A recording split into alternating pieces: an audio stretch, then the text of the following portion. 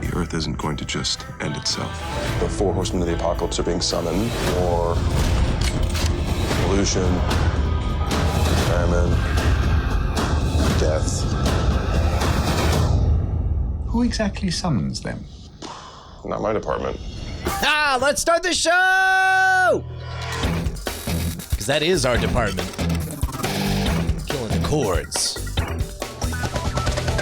Well, welcome to Cordkillers, the show about watching the stuff you love, when you want, where you want, however you want. I'm Tom Merritt, and this, in fact, is our department, Brian Brushwood. Yeah, not only that, but we're back in our regular starship, man. Co-pilot to co-pilot. Last week, we did a little bit of a nutty thing. Two of us doing a retrospective about all the stories of the last 10 years of cord cutting.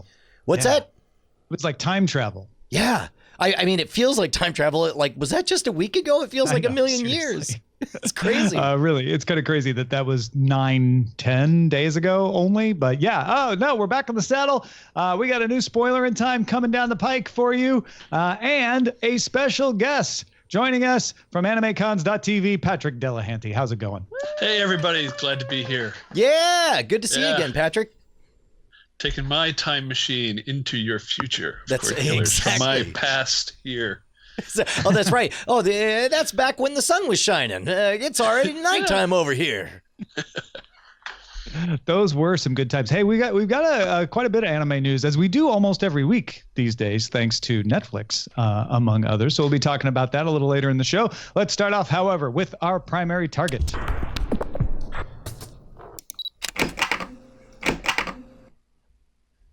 Bloomberg reports that Apple is still trying to finalize deals with movie and TV companies to become part of its streaming video service, which we will hear about 1 week from today. Brian, your long personal nightmare, I don't know if it's a nightmare, is about to end next week. Are you kidding me? It's Christmas. It's going to be great. I mean, any Christmas that you've waited 11 goddamn years for has to be a great Christmas, right? It can't possibly be a hack job piece of garbage because we've been talking about it for 11 years. Now, the New York Times reports more on the culture clash. We've talked about this before, where TV producers are kvetching about Apple. One new complaint in here being reported is that Apple is too controlling in how its products are shown. There's also more of the complaints that Apple doesn't communicate enough. Apple was resistant to mature content. We talked about that in the past. But here's what I think is really interesting about the leaks that are coming out ahead of next week's announcement. Apple supposedly, in last-minute talks with AT&T, because of HBO and Warner and TNT, CBS, who also owns Showtime, and Lionsgate, who owns Starz, about adding HBO, Showtime, Starz to the service alongside Apple's own originals. The deals reportedly needed to be reached by last Friday. Most were expected to have been signed. They still needed to agree on things like marketing and promotion and user experience. Netflix and Hulu are not expected to be available through the new service, but will, of course, have their iOS and tvOS apps. And Hulu right now does tie into the TV apps tracking, so it might be part into this service. They also don't expect to be launching a lot of the Apple originals. In fact, it's questionable whether any will launch right with the service. So, Brian, I think when we and others have been thinking about this as an Apple Netflix replacement, we may have been thinking about it all wrong. Apple may be looking at it as a simplification of your life service, that if you buy an iOS or an Apple TV device, we will make it easy to subscribe and unsubscribe and forget about which app has what shows and just watch the shows you want, which is why they're trying to strike these deals with HBO, Showtime, and Starz, because HBO, Showtime, and Starz are on the Apple TV. If I watch an HBO show, it shows up in my little TV app tracker at the top. The only thing that Apple would need to strike a deal on is if they wanted to have centralized billing and a centralized experience a la Prime Video, where all of the videos are in one screen and you never have to be kicked out to the individual apps. Well, so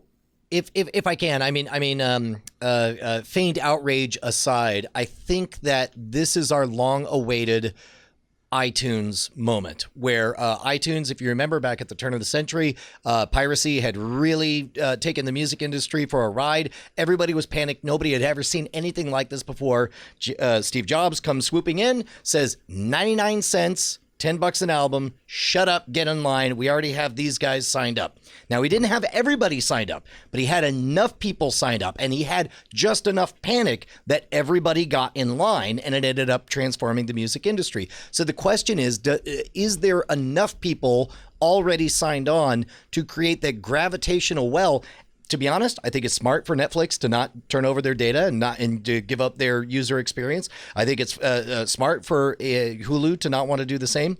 But absent that, if they could get enough that they could credibly represent, like, hey, this is the future of television.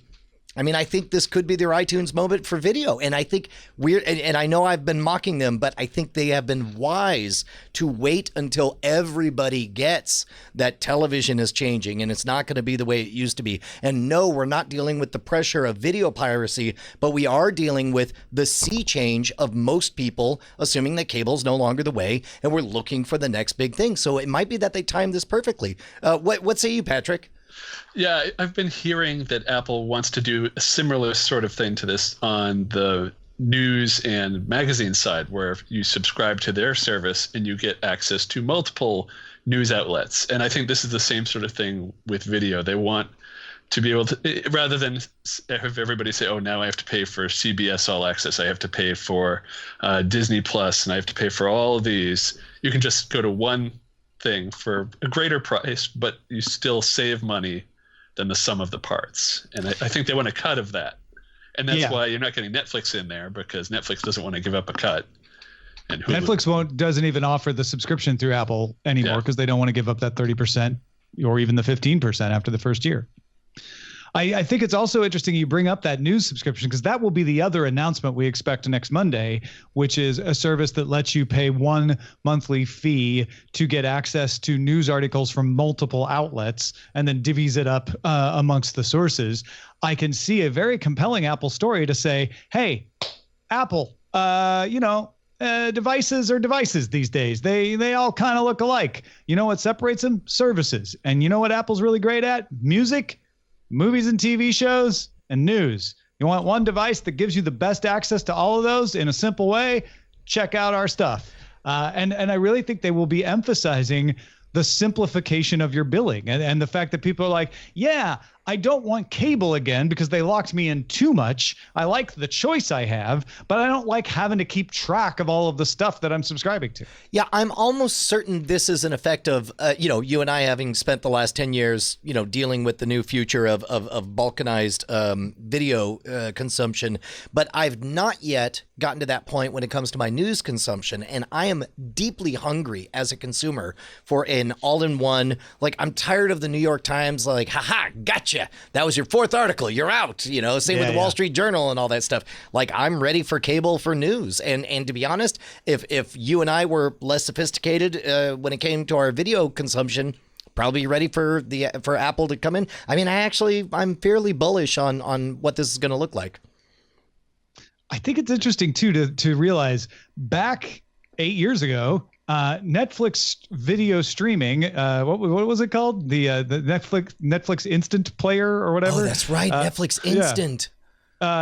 Its gambit was we'll be everywhere. You got a half-assed MP3 player that can also do video that you're selling for $50 on eBay? Great, put Netflix on it. Netflix will be on everything. We will be a participant in everything. And now they are so big, they're the one going, yeah, I guess that makes sense for HBO, but we're Netflix and we have a much more valuable and huge worldwide audience. So it doesn't really make sense for us to be sharing that. They may end up being the one thing that is not part of similar services in the future. And unfortunately, that's gonna be the right play for them for a very long time, because they were the upstart. The upstart's job is to be wherever the man isn't, but now they're the man, and the man's job is to not even recognize that there's a competition happening.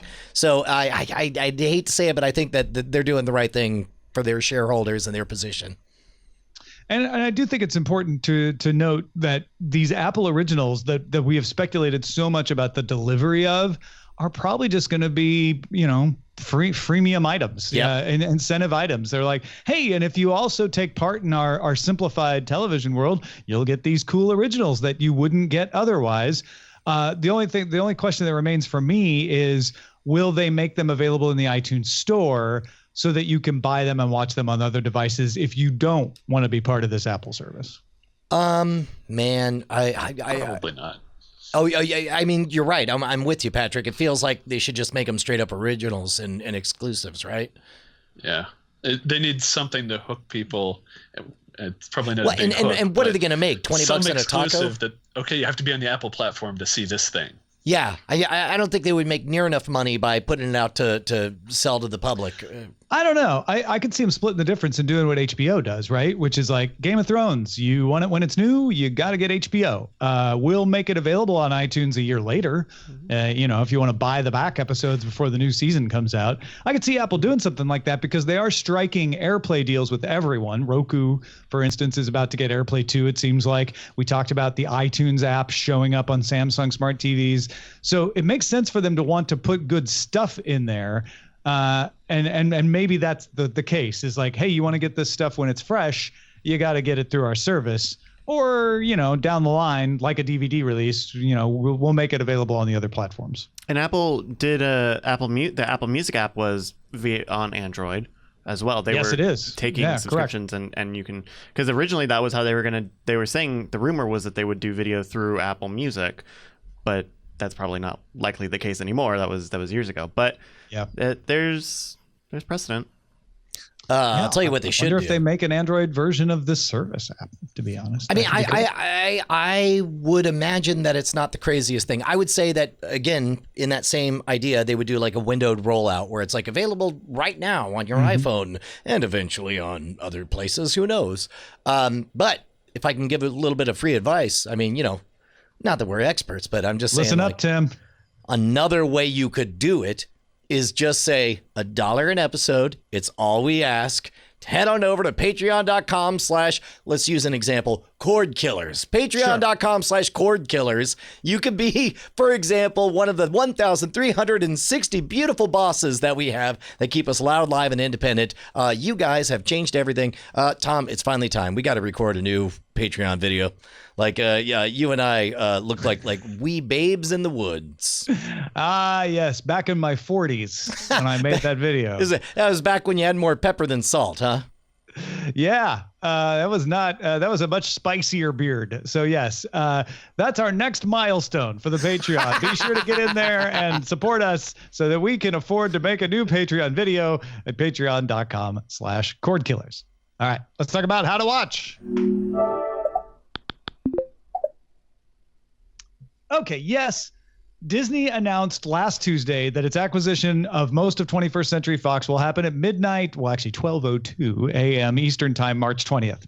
So that's more than a year-long process. You can stop hearing me caveat like they don't own them yet. As of March 20th, they're going to own them. At that time, the Fox Broadcast Network, Fox News cable channels, and the national sports channels will spin out as a new company called Fox Corporation. In fact, that happens March 19th, the day before the acquisition is done.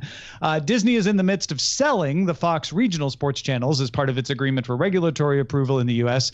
And 21st Century Fox President Peter Rice will take over Walt Disney Television and co-chair Disney's Media Networks unit. Yes, that's happening. And Disney CEO Bob Iger told investors that sometime shortly after it launches the Disney Plus streaming service, it will house the entire Disney motion picture library. No more vault. Everything from the Disney animation archives will be there on Disney Plus. Okay, yes, and that's really cool. But the third of our 3 Disney pieces of news that I think I am most excited about is Disney has rehired James Gunn as director of Guardians of the Galaxy 3.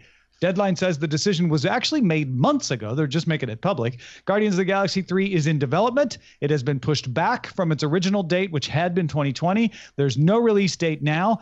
And James Gunn is still going to run Suicide Squad for DC.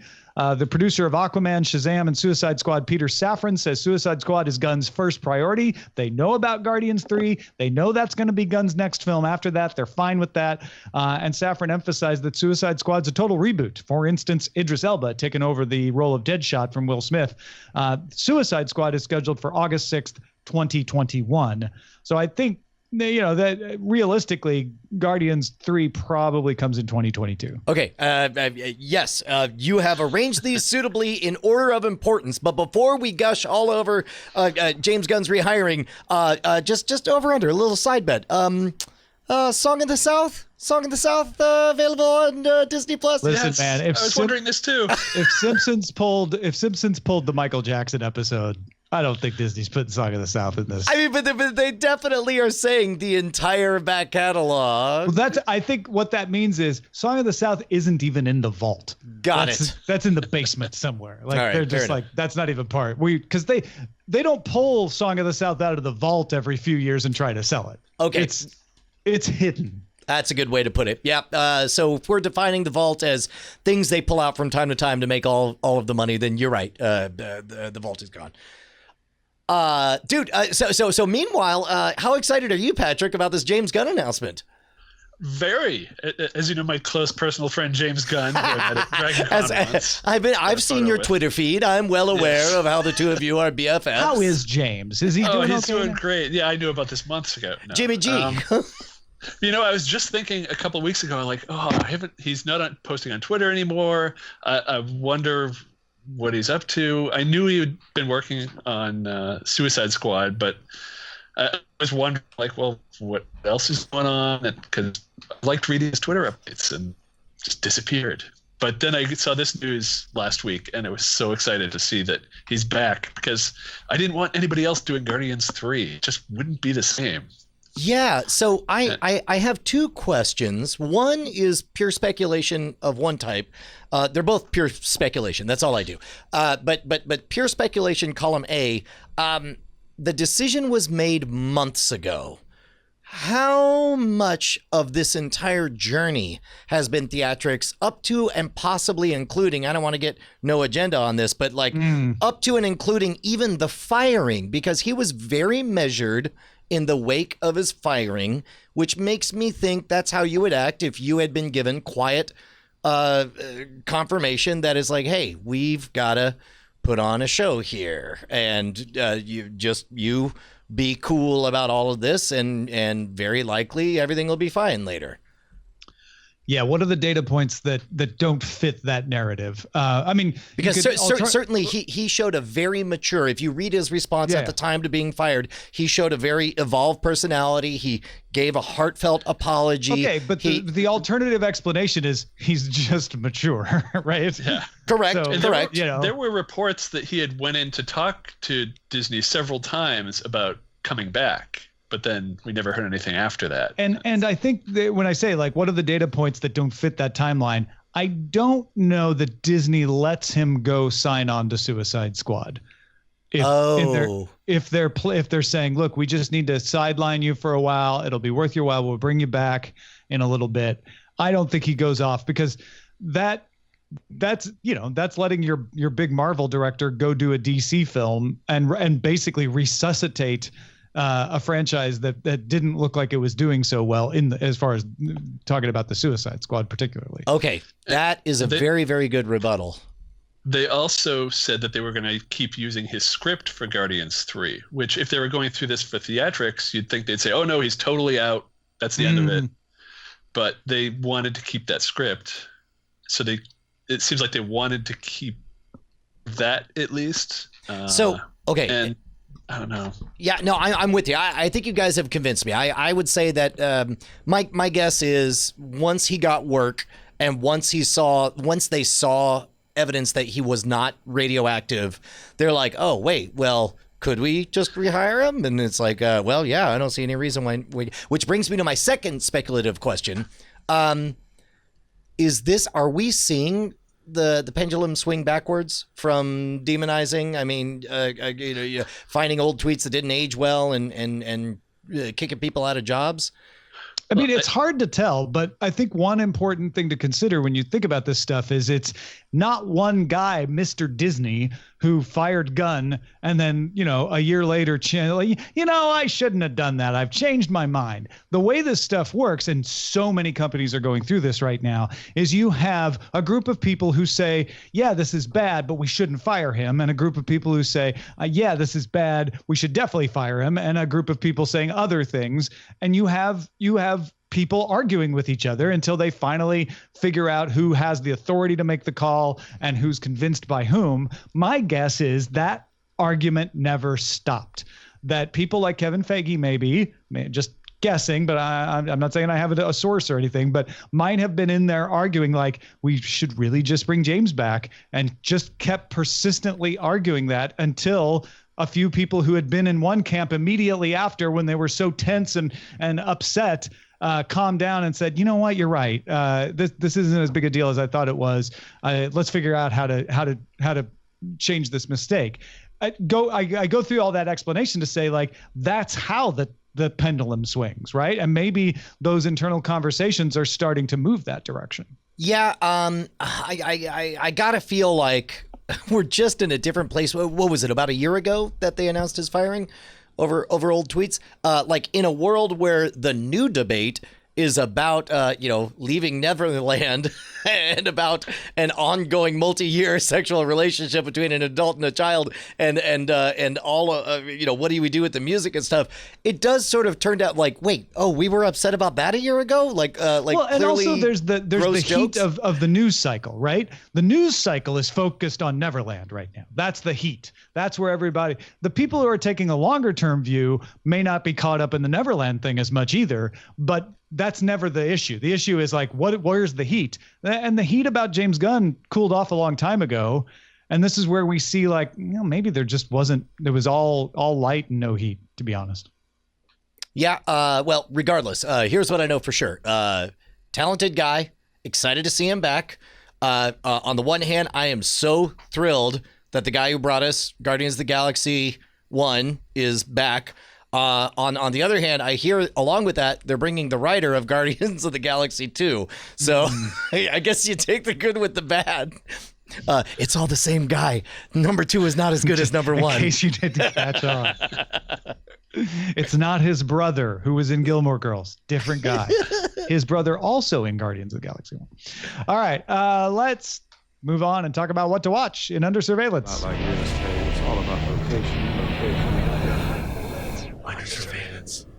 A couple trailers are out this week. Let's talk about whether we saw them, whether we care, what we thought of them if we did. A whole new Aladdin came out May 24th. I feel we have to address the fact that Will Smith's genie character much more accepted by the general public than the first teaser trailer. Yeah, I think that's almost entirely a function of bandwidth. We were given more time with him. We were given just long enough to remind you, hey, world, did you forget that Will Smith is a talented singer, dancer, and funny guy? And we're like, oh, that's right. And I think we all collectively breathed a sigh of relief. What say you, Patrick? I watched that and I was just wondering, like, if Robin Williams was still alive, would he be involved in the movie, or would they still recast the genie? Because like with The Lion King, you've got James Earl Jones reprising his role. If Robin Williams is around, I don't know if anybody could see anybody else being. Because the one thing that this trailer shows us is that Will Smith will not always be CG. Sometimes he will be Will Smith. He will stop being the blue genie guy, and he'll just be a regular old human being. I don't know that they have to do it that way. And if Robin Williams is still around willing to voice it, they could have just gone full CG. And would that have made it worse? Or because one of the things that made me feel better about this trailer was seeing Will Smith. I'm like, okay, it's not always CG. Got it. Yeah, the trailer was great. I'm just wondering when Disney's also going to run out of movies to redo. But I mean, well, now that they have a vault to refresh, or no more nothing in the vault. Wait till that live action Toy Story comes around. I was thinking live action Song of the South. but Live action Not Toy canon. Story with marionettes or something and actual toys. It's fun. Yeah, what is that called? Super Marionation. Yeah, there you go. So I will say this is a minor point, but it matters to a small significant group out there. Loved the fact that this was released 21:9. Looked amazing on my ultra widescreen display, and dude, I dug it. It looked beautiful. Good, cool point. Also, tickets will go on sale soon. You should all buy them in advance. Oh, hey, whoa! You want to disclose something here, Merritt? You were whoa-woing over my disclosure. I have it in the movie draft. Okay, good. Hey, let's talk about the Avengers Endgame trailer. Avengers Endgame is a little indie movie from Marvel coming April 26th. Did you watch it, Brian? No, I didn't, and I'm just it's not out of I'm not being protectionist. I'm not Jeff Cannataing. It's just that like the decision has been so firmly made that going out and deconstructing trailers brings me less joy than, like, I will be thrilled when it happens to be in front of a movie that I catch, and it will feel like magic to me in that moment. But until then, I don't know that I need to watch it on my computer screen. What about you, Patrick? I hate watching trailers, but I love watching trailers. I love seeing this and seeing little bits of what is yet to come. And I hope it's all from the beginning of the movie, because I also hate all spoilers. And I don't want to know anything about the movie. I want to go in knowing nothing. Like Star Wars Episode 9, I hope I don't find out the title until the opening crawl. I don't see any trailers. I know that's not going to happen, but that would be amazing. I am very different from both of you. I love trailers. I love parsing them, watching them multiple times, looking for clues, and the detective game of trying to figure out what the story is going to reveal to me, and then getting to sit in the theater and watch and see if I was right or not. I find that very entertaining. But I get that that's not true for everybody. I hate it, but I do that too. I just can't resist. So really, we've got Brian on the end of like, don't want to do that. Patrick like, I don't want to do it, but sometimes I do. Yeah. And then you got me. And that's how I ruined the movie. It's like, oh, now I figured out exactly how Lego Movie 2 goes. And I did.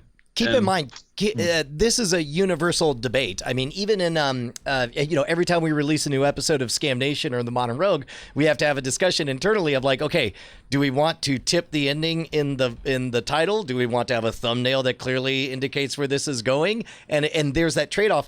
And when I'm feeling generous, the example that we always bring up, or that I always bring up, is Thor Ragnarok, where it's like that trailer was all about the massive reveal that happens at the end of the first act. So you were robbing millions of people of the surprise of what character is the collector's champion or whatever. But it is like arguing over cilantro, because you find surprise to be the most important thing. My favorite taste, yeah. Enjoying my a story. favorite It's your ingredient. favorite thing, yeah.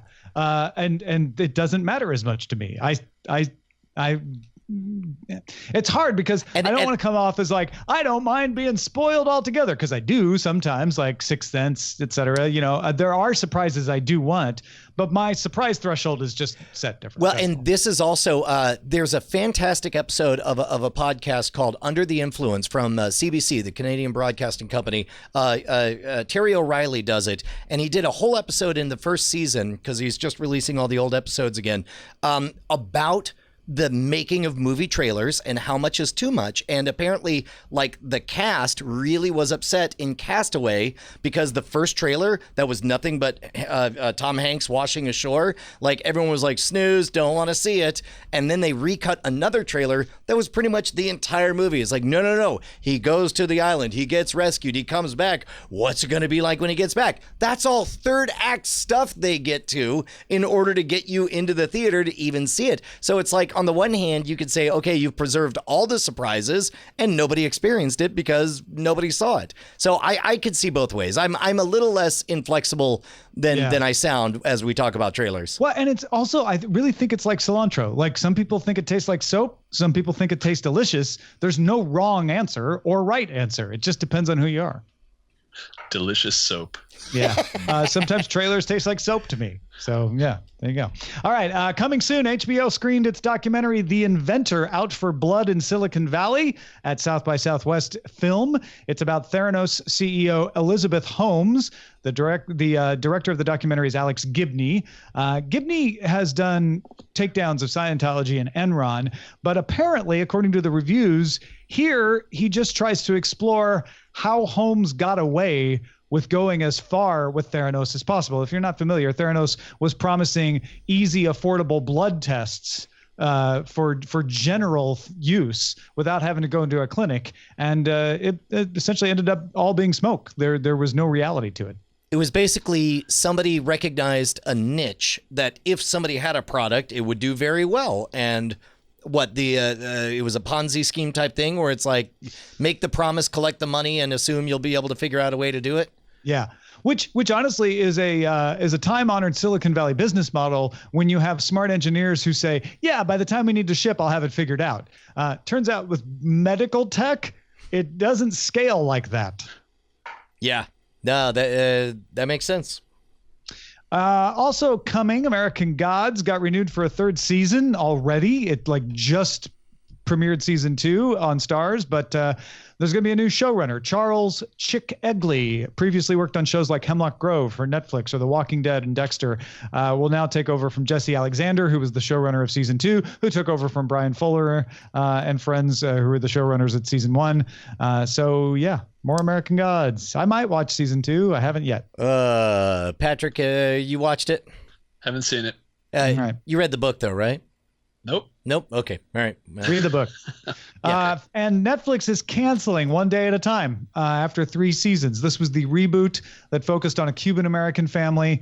They say didn't get enough viewers, which is kind of something Netflix usually doesn't say. A lot of times Netflix says, oh, no, it doesn't matter what the viewers are as long as we fill the niche. And it definitely has a vocal fandom out there. In fact, show creator Mike Royce says he's looking at other platforms to host more seasons. So maybe Netflix will save it. Bryce is shaking his head. I'm so upset about this. This was the same type of show as Kimmy Schmidt for me, where when it came out, I would just mindlessly I would get through it all so quickly because I'm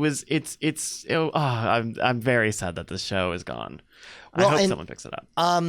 It's now specifically, I mean, there's the tragedy that it was canceled, but then there's separately the fact that they put a public facing, they hung a sign on not enough viewers. Yeah, that on their is official surprising. Twitter. At Netflix posted this press release. Maybe they posted it at other places, but it is super weird that they put it there and they just said it was that. I mean, maybe they were sensing that the folks who watched it, and of course they probably have metrics to show this, that the people who watched it loved it deeply, and sensing the backlash, they're like, we've got to give a reason right up front. Let's you do that old standby, not enough people watching. And it's hard when you've let people believe that number of viewers doesn't matter to roll that out as your reason. But I can see both being true, where you're like, just the number of viewers is not what we go by. We go by lots of things. And also it's hard to explain, like, this show didn't have any of the signals we look at because, well, we don't want to reveal what all those signals are. So you got to say something.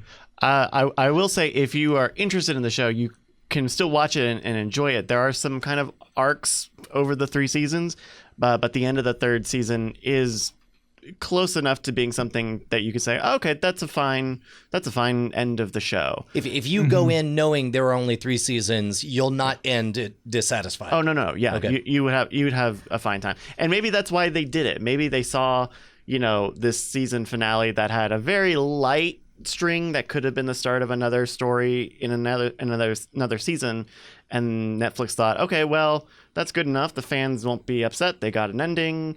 And we'll call it there, but I don't know. That's speculation now. I mean, I just wonder, like, if let's say Univision picks it up, does Netflix have a contract that says, oh, we get first dibs at the syndication rights? Or could they do, like, follow certain characters? Take 2 of the characters, and the 2 of them are living in some other apartment. Yeah. I wonder if it's similar to because we've been talking about the Netflix Marvel stuff for so long, and how that there's a waiting period on those series and those characters.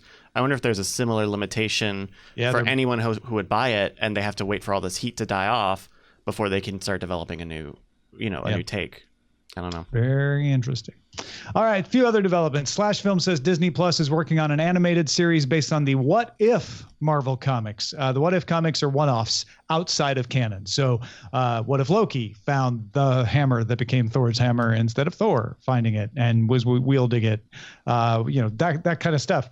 This sounds like it could be fun. Patrick. All right. Old Fuddy Duddy's underselling it. I assume you and I are on the same page. Yes. What If was one of my favorite titles, and here's what I love about it, is that What If was only possible if you already knew all of the landscape and could appreciate why it would matter if Loki found the hammer. If it would matter what would happen if the Decepticons won. Yes, I think that was a real thing. But likewise, I love What If so much that the idea of now that the rest of the world has seen and learned of the Marvel landscape the way we did as kids reading the comic books, finally we could bring them that gift of crazy mashup stuff. Plus, imagine all the actors and characters reprising our favorite roles from their movies, from their movie roles.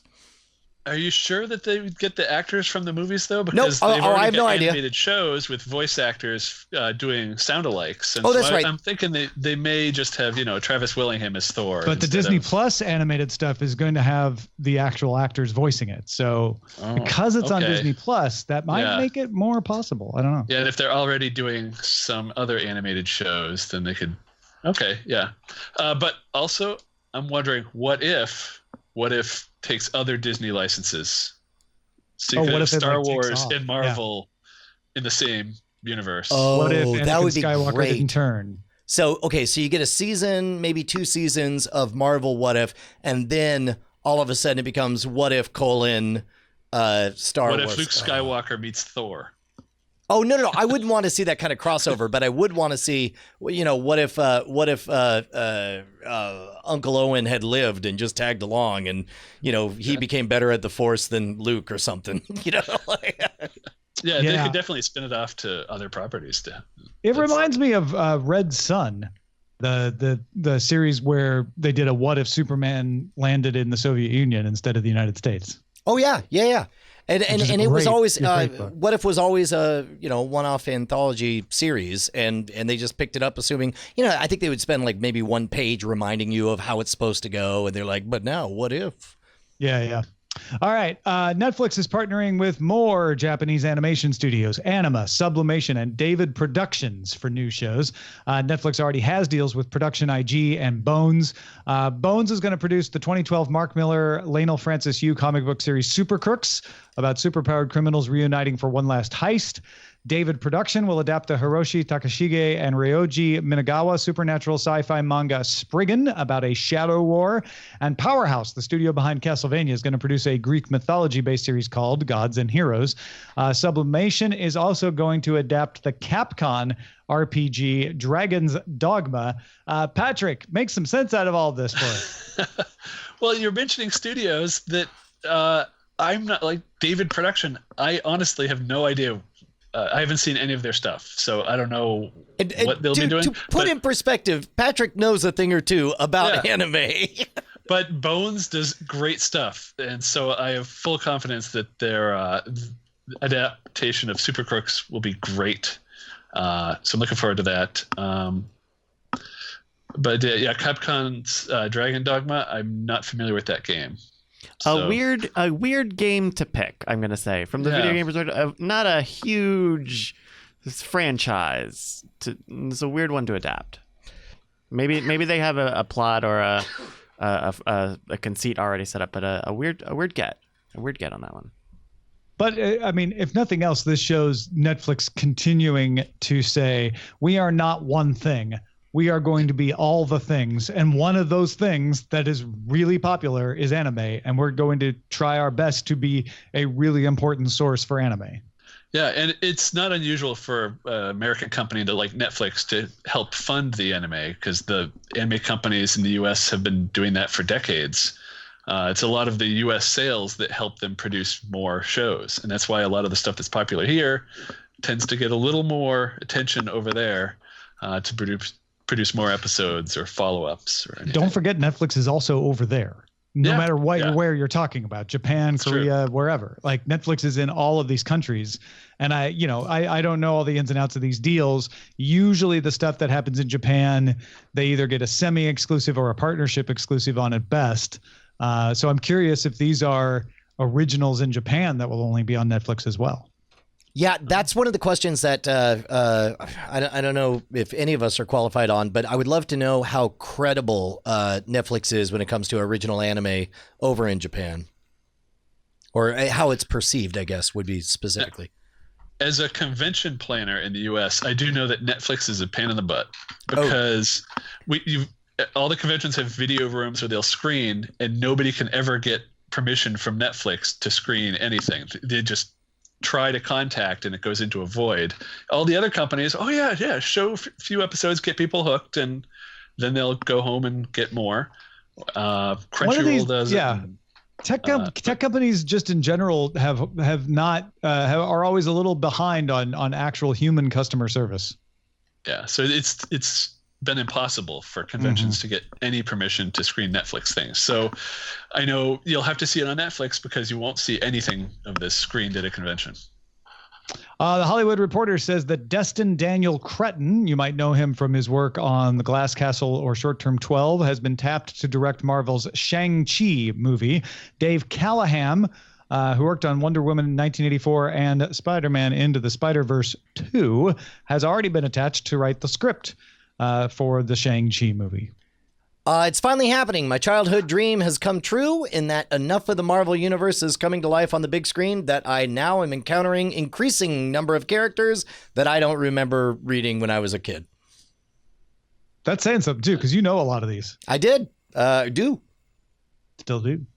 And then finally, Sony Pictures Television Chairman Mike Hopkins told Variety that they have several Spider-Man and Spider-Man adjacent television products in the works. He says, I think we aspire to have several shows in a universe that we create that can pollinate between each other, which makes me think when Marvel and Sony finally agreed to let Spider-Man show up in Disney movies, that the deal was, we'll just let you make Spider-Man into a Marvel universe if you just let Spider-Man show up in some Avengers movies and Captain America movies. If it's a deal with the devil, it's a pretty good one. I'm glad they did it. The fans came out ahead, and I think that Sony's going to do a-okay because that is a rich tapestry to pull from.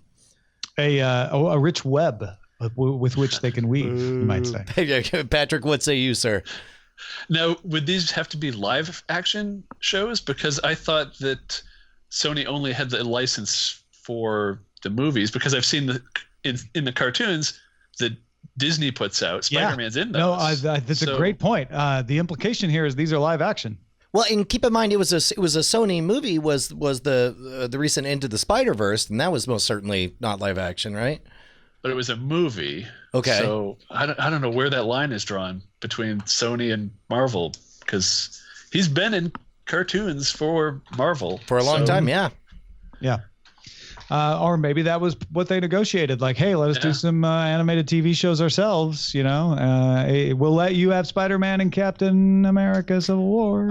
For the record, the 2017 Spider-Man TV series was produced by Marvel Animation. Okay. Yeah.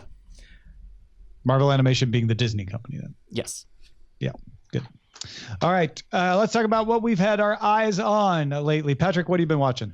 I've been watching a lot of Mr. Rogers' Neighborhood. Not the documentary, the actual show. Oh, I've seen the documentary, but I've been watching the actual show, and I think I've seen every episode that's on Amazon Prime twice now, because I have a 10-month-old son. And so in the morning, I'll go downstairs and sit on the couch with him, and he just sits quietly and watches. He loves the trolley.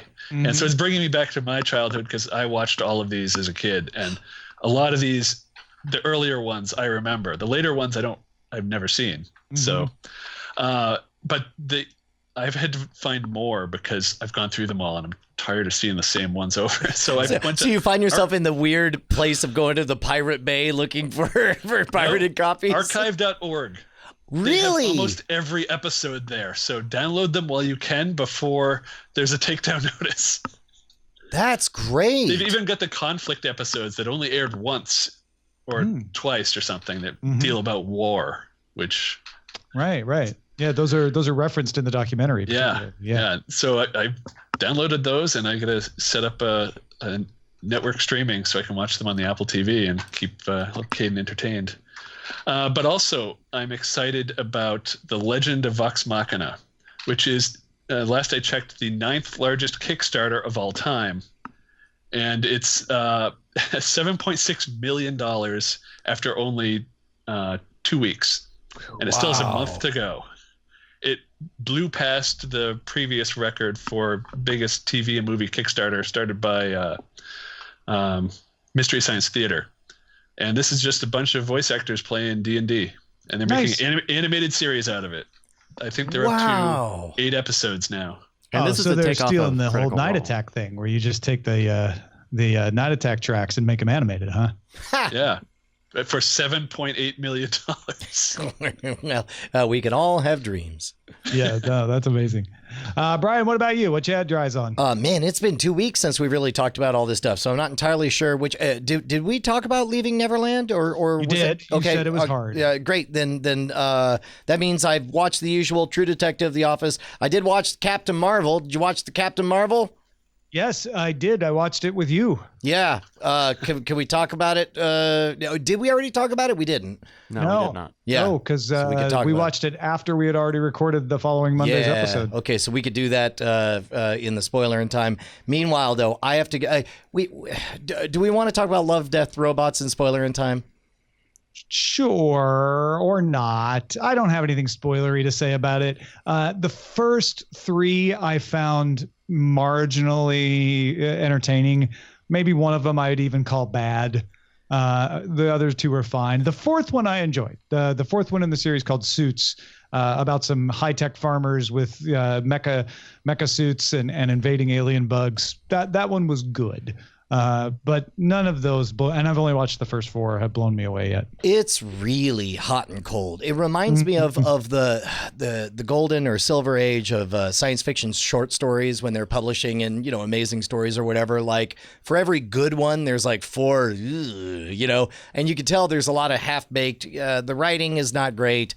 But the animation, I think, is fairly universally awesome. And great. And the place it takes me has felt really good. And weirdly, I've enjoyed, for example, the 3 Robots story. I enjoyed much more watching with my daughter and watching it again with my wife or whatever than I did when I was watching it just by myself. I will say, and I don't want to be the old man saying that they should or shouldn't do a thing, but it feels, in the vein of heavy metal or whatever, all of the nudity feels super unnecessary and more importantly unhelpful to the story.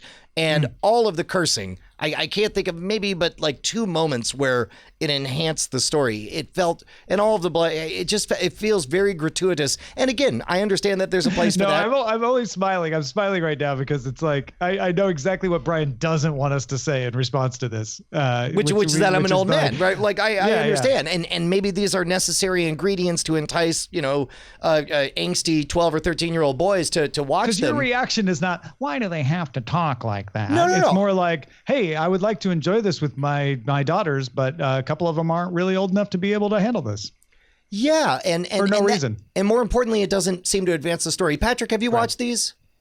No. Okay. Seen it. All right. Well, I get you. It startled me a couple of times too, and I had to realize, oh, right, I'm watching Netflix. I guess it's not a big deal, but it didn't seem to be absolutely necessary in a couple of cases. The very predictable one where the woman sees her own murder at the beginning.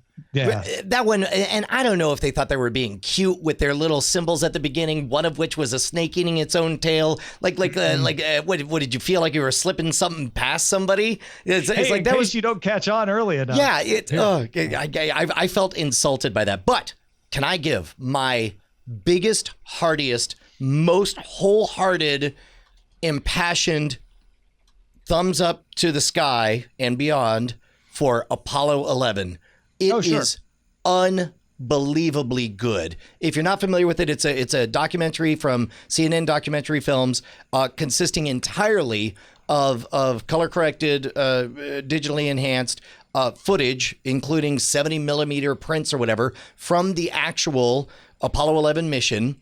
And there's no interviews. It's a documentary with no interviews, no voiceovers, no explanations. You just spend 7 minutes in the crowds at Cape Canaveral, seeing people buy hot dogs, overhearing conversations, seeing ladies who realize they're being filmed and cover their faces, and then you see the giant tank treads pulling the Saturn V rocket over, and you feel it. You're in the elevator with the astronauts as you go by story after story of this giant rocket.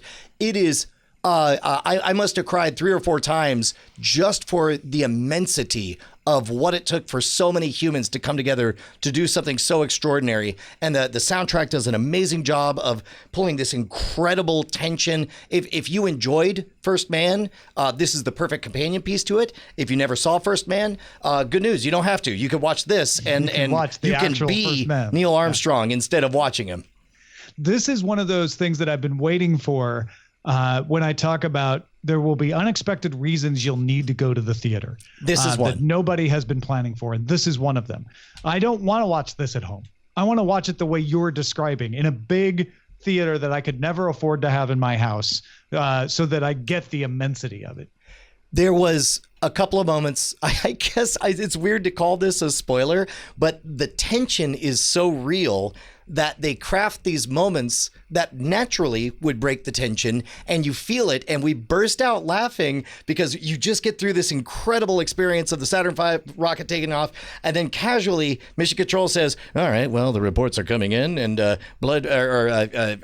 pulse rate for Neil Armstrong was 109 beats per minute during takeoff, and Michael Collins is 104 beats per minute, Buzz Aldrin, 88. And then you just burst out laughing, like, how are you 88 beats per minute in that? It was great. It's amazing. That's amazing. Yeah. That's fantastic. And that is what this is all about to me, is those kinds of moments. I was super jealous that Brian lives so close to a theater now, which didn't used to be the case, because I would have scampered right across the street to see this, and I intend to carve out some time to see it for sure. Yeah, definitely see it in the theater. So good. The one thing I will add to my eyes on is Star Trek Discovery. I know I've talked about it before. We talked about it from time to time. They did a thing 2 weeks ago where their previously on was entirely from the pilot episode with Jeffrey Hunter, The Cage. And I won't say even that, saying that is a tiny bit spoilery, I suppose. But it was amazing. And every beat from that original series episode that they pulled out was delivered on logically within the season's story arc. And I'm really enjoying this season quite a bit. It's still not perfect, still has its holes here and there, but overall feeling a lot more like Star Trek, and without being spoilery, having stakes, having some stakes that I did not expect for them to deliver on. So good stuff. Right on. All right, let's talk about what you're on the lookout for, Bryce. Hey, we got an email from Dave, who kind of gave his own take on Love, Death, and Robots. He says, hi, Bryce, Brian, Tom, and guest. That's Patrick. So I started and finished a series this weekend, that being Love, Death, and Robots, the anthology. While all 18 episodes are good, my favorite so far is Lucky 13. It stars Samira Wiley from Orange is the New Black. She's also in Handmaid's Tale and the Ryan Hansen Solves Crime YouTube show.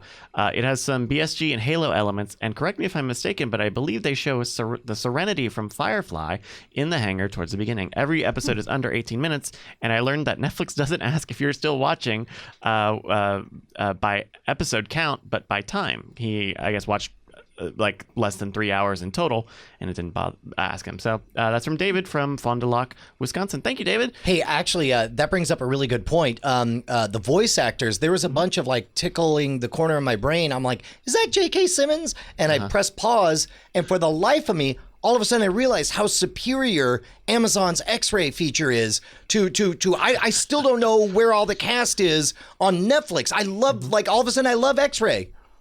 Yeah. Cool. Not all of a sudden. You've been saying that for years, and I can't dispute it. Like, it's pretty great. Yeah. But all of a sudden I hate Netflix for not having X-ray.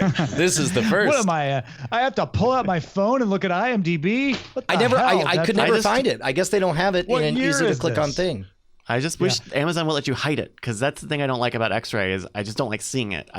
It's fine that it's there, but I want to get it away. I was able to. The Three Robots was the one where I was like, wait, I know that voice, and it was the guy from Silicon Valley. Right. And I found it on IMDb. I just looked up Love, Death, and Robots. Yeah. Folks, if you got something we should be on the lookout for, email us cordkillers@gmail.com. Now, Brian, tell us, what can we do for you? What do you mean? What can you do for me? What can you do for yourself? Well, because we do this show and we're supported by Patreon, but there are other things we could do to help you, Brian. We're just here to help you. What else can we do to say we love what Brian does? I believe you want to help me, but what I want to do is help you help yourself. I want to make you the most interesting person in the room by teaching you awesome magic, which is why we continue to put out new content every week over at Scam Nation. YouTube.com/Scam School. We got a brand new episode. One of the fun parts is that because it has been 11 years since I first started teaching magic on the internet, we get to go back and revisit some of our favorites that we have not done in a bazillion years. And the nice thing is we're able to do it in a tight, neat, nice format, get right to the point, and get you guys the maximum amount of scammage in the minimum amount of time. It's all waiting for you at youtube.com/Scam School. Have you already redone stupid bar tricks? We should actually get you and me and Jason. We'd have to get Kelly Sutton away from whatever startup he's working at. That'd be great. That'd be amazing. Yeah. All right, let's move on to the front lines. Front lines. Netflix VP of Product Todd Yellen told a conference in India that the success of Bandersnatch worldwide meant Netflix has a bunch of decision-making data now that will allow it to double down on the interactive format. And he said, it doesn't necessarily mean more sci-fi stories. Yellen said, could be a wacky comedy, could be a romance where the audience gets to choose, should she go out with him or not?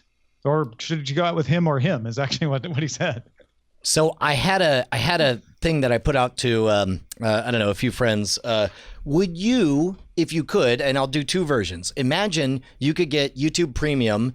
All you had to do is turn on your webcam and leave it on and let it watch you watch them. Or absent that, would you let a Netflix show turn on the webcam, let it watch you watch the show, and it makes those decisions automatically? Would you do either of those? No? No. Netflix is not watching me. No way. Tom, what about you? I'm going to skip past privacy implications and all of that and say, let's say it's a secure situation where I don't mind people watching. Would I want other people to make the decisions based on watching me? I think I'd try it once. Might be fun. Bryce?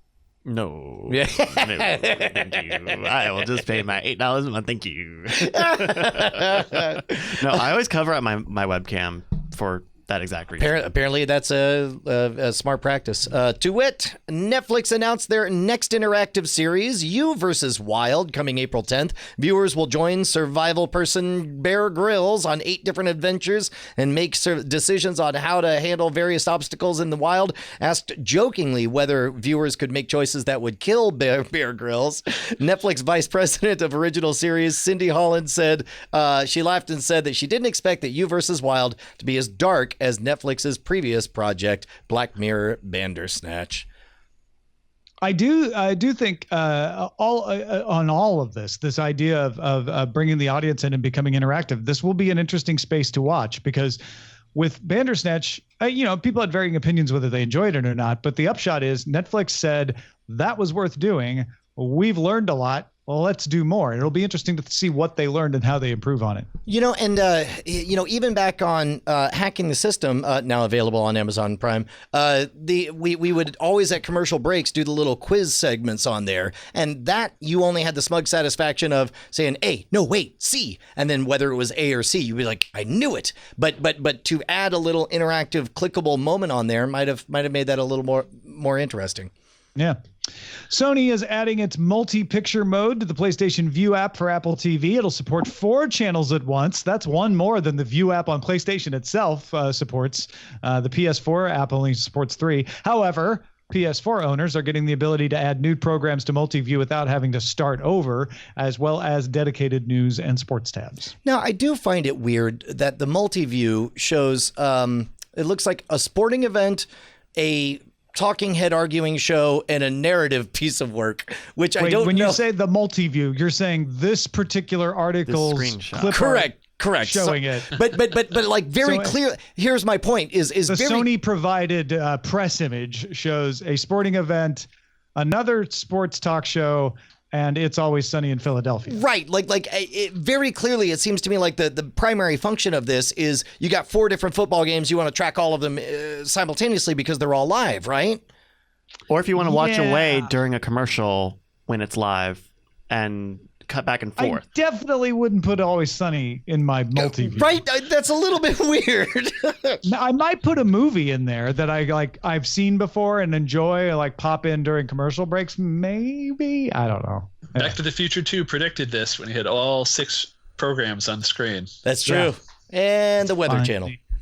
AT&T is changing its channel bundles, and the cheapest one will now be $50. Existing customers will see a $10 a month price rise on their existing plans, and HBO will go from $5 a month to $15. However, under the new $50 a month plan, you could get HBO at no extra charge. A new $70 a month plan includes Cinemax and a wider selection of sports channels. There was a bit of a kerfuffle about like whether or not people should be indignant over this price hike, right? Some people had the impression that there wasn't going to be one. You can always be indignant over a price hike, and your recourse is cancel the service. I don't think DirecTV has a social contract to always provide you services at the same price. Might be in their best interest to do that. Raising every existing customer's price by $10 certainly isn't going to be good for retention. I think what AT&T is trying to do here is say, hey, we can't afford to keep pumping this thing out at a low price. We did a low price to try to acquire people, so now we're going to raise the price, see how many people we lose, and hopefully we end up breaking even. But to soften the blow, we'll give you HBO at the basic package, which nobody else does. Because right now, DirecTV Now has gone from being one of the cheapest to the most expensive cable replacement programs over the internet. But they're the only ones that includes HBO in their basic package. From AT&T, who would have expected it? NBC is going to launch its own free streaming news service in the United States called NBC News Now, coming up in early May. It will have 8 hours of daily programming with hourly live updates, joining CBS and ABC, who already in the United States offer similar free news services. I find this to be really interesting. Networks historically have offered news because it's a public service. For a while, it was a legal requirement that they were meeting. And even after that legal requirement went away, they felt like it was important to show themselves as good citizens to do this. And it's interesting to watch that become, in the modern era, hey, we'll do a free app. We're gonna spend this money on news because it's important to our image, and so we'll be able to have a free app with streaming news that will more cheaply than Fox News and CNN provide a 24-hour news source alternative, especially for cord cutters. Patrick, do you think that that any of these services are going to be, fall into the trap of being more partisan to one side or the other? Or do you think like that oxygen has all been eaten up by the cable news guys? As for the partisan, it's just going to be the same as their cable network, MSNBC. So I'm expecting a lot of people to appear on both. So I would expect people to appear on both, Patrick, but I'd be curious if this ends up like CBS and ABC kind of have been being more newsy and less opinionated as an alternative. Yeah, they say they're only going to have 8 hours of daily programming. So that 24 hours, they'll cut it down to the essential, the newsworthy 8 hours instead of, okay, we got to fill all this time. So. PBS is launching an add-on channel for Amazon's Prime Video for $2.99 a month. It will focus on new and library content across from food, cooking, home, culture, and travel genres. Yeah, so this is not Victoria, Poldark, any of the British shows that you get in your PBS app as a PBS supporter. This is for people who I guess don't want to be PBS supporters, but still love all of that nonfiction programming, the food stuff, the home stuff, the culture stuff, travel genres. I mean, there's a lot of that on PBS, and for $3 a month, I guess that, I don't know. It's weird to me. Like, if you like this enough, wouldn't you just donate to your local PBS station and then get all of this plus the other stuff in your PBS app? Maybe because it's on Prime Video, it becomes easier. To be honest, though, it's there is, for lack of a better word, political/ethical things where it's like, well, I don't want to support PBS because PBS as an institution supports this thing that I don't like. But oh wait, it's just this subcategory. And to be honest, like the only thing I watch on PBS is I don't watch any of the kid stuff. But let's say I want to support Nova or whatever, and it happens to be in here, then that might make me feel better. In general, I'm a fan of branching into very specific niches for everything, and this seems like that's making that money available to them anyway. Well, and it is an interesting tactic for PBS to branch out and say, you know what, we want to try to make some money that doesn't involve begging, just make some subscription money. I think that's a positive path for them. All right, let's get to the dispatches from the front.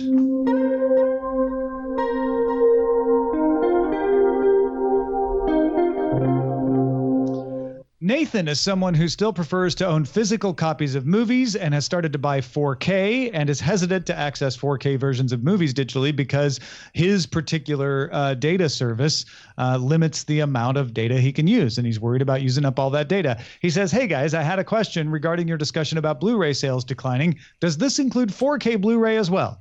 Nathan, the answer is yes. However, I'm also going to say that doesn't mean that you shouldn't invest in 4K Blu-rays. Very likely that's a niche thing that's going to stick around for a long time. Also, when we talk about things declining, we talked about only one manufacturer stopping their Blu-ray players. You're going to be fine. And then the good news is by the time Blu-ray does go away, there'll probably be a very reasonable way for you to get access to that movie some other way. Yeah, and the one thing about data caps, because we talked about this a little bit in last week's flashback show, when Netflix instant streaming came along, the idea was ridiculous to people because they had a 250 megabyte data cap. They could watch one movie on Netflix streaming. No one will ever buy Netflix streaming. Well, it turns out data caps went up. Data caps weren't always pervasive. People found ways to avoid that. And the sucking thing about data caps, especially in the United States, is they're not universal. So for the majority of people who don't have to deal with them or have very large ones, they don't matter. But for the people like Nathan who do, they matter entirely. And you've essentially got two different kinds of customer there. Yep. Meanwhile, Kevin writes us saying why he still uses Netflix DVDs. He says, I watched 17 movies last month from Netflix DVD, costing me $20. If I did that with On Demand, it would have cost $73 for 14 and $42 to purchase 3 unavailable to rent, or $95 to Redbox all the movies that were available to do so and still purchase the other 3. Also, with Netflix DVD, I was able to lend half those films to my parents to watch. Also, love the show. Good work. By the way, that's a really good point that Kevin brings up, is the movies available on Netflix DVD are not the same movies that are available on Netflix streaming. Yeah, but his point is that it would have cost him more not to use Netflix DVD, to which I say Netflix streaming is only $10 a month.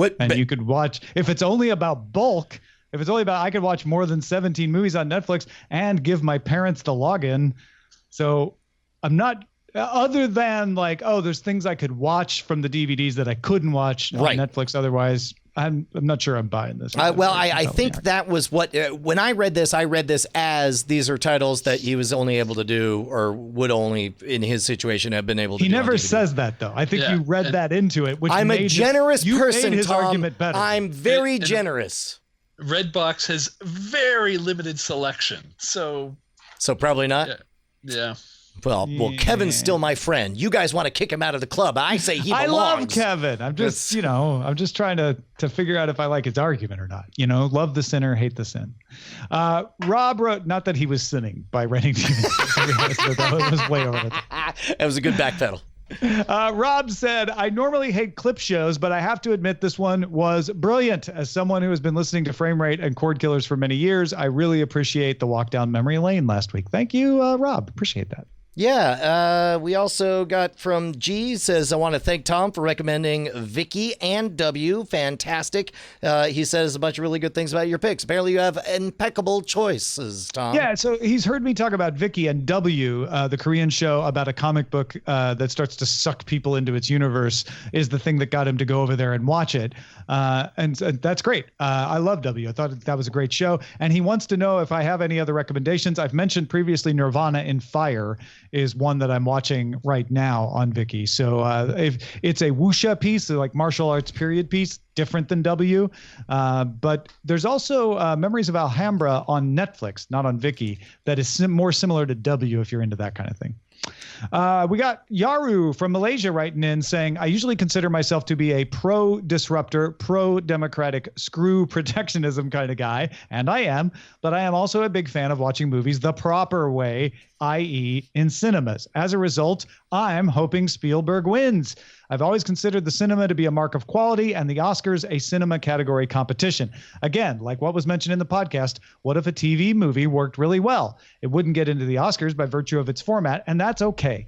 The difference then is that it just so happened that the good movies happen to be in cinemas. Now, with TV stepping up their game, we have the potential to have two very good awards with different criteria. And he says, you know, maybe this will make the Emmys more prestigious. Didn't we already see this with the OJ documentary being given an Oscar and then them saying, no, it's 6.5 hours. That's a miniseries. I think that was the Golden Globes, not the Oscars. Oh, okay. And the Golden Globes have TV and movies all together. Man, I could have sworn that the distinction was about whether or not it was a movie, but that's there was an argument in the Golden Globes about whether O.J. Simpson deserved to be in the category it was in. I mean, he should have got. Never mind. Something head not writing O.J. credit. himself, but the documentary. Okay, hold on. O.J. Made in America documentary feature nominated for an Oscar. So you're right, Brian. I'm still remembering the Golden Globes thing, but that does not mean that this was not also true on the Oscars. And unfortunately, I forgot to write down whoever sent this to me, but somebody sent us the suggestion for me to understand the Umbrella Academy. Brian, the key to fully appreciating the Umbrella Academy is simply this. Imagine it with the title Wes Anderson's The X-Men. And it's like, once I do that, you know what? Might be able to dive right in, just as a Wes Anderson reimagining of it. Patrick Delahanty, thank you so much for joining us today and sharing your insights with us, not just on anime, but with everything. If people want to follow more of what you've got going on, where should they go?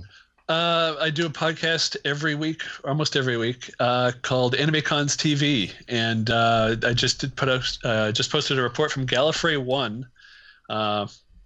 Not one of our better reports because they don't allow video there, but we do reports from comic conventions, sci-fi conventions, and of course anime conventions, and talk about comic topics related to conventions. So check us out at animecons.tv. So to get my mind wrapped around it, it says episode 1105. That's not like season 1105. It's season 11. Okay.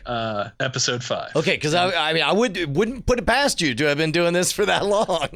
We've done over 300 episodes, dude, including a very early episode with yours truly. Yeah, we're in the 11th year right now. Wow, of this show. Amazing. Excellent. AnimeCons.tv, folks, check it out. Our website is Cordkillers.com. Our email address is Cordkillers@gmail.com. We're live on Twitch.tv/Night Attack, which is also carried on DiamondClub.tv Mondays at 7 p.m. Eastern, 4 p.m. Pacific. We'll cut your cords again next time. Hey guys, Brian and Tom here, and it's just the same old message at the end of the credits, just like always. That's right, Brian. Nothing new here except your name showing up. Oh my gosh, because I've got a name. You name. just supported us on Patreon. Yeah, all those $5 donors. Look at that. That's your name in pixels. We're gonna make you famous, kid. Put your name in pixels on the internet. Names in there, but some of you are new. Some of you aren't there. It's sad. What can they do, Brian? I mean, they could go to patreon.com/Cordkillers and pledge $5 an episode and be one of these amazing people, like this one. Amazing. Oh, look at that name right there. Diamond Club hopes you have enjoyed this program.